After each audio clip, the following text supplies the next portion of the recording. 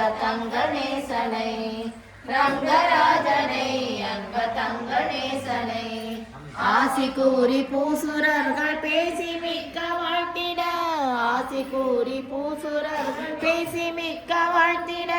அன்புடன் இன்பமாயாண்டால் கரத்தினால் அன்புடன் இன்பமாயாண்டால் கரத்தினால் மாலை சாற்றினார் கோதை மாலை மாற்றினார் மாலை சாற்றினாள் கோதை மாலை மாற்றினாள்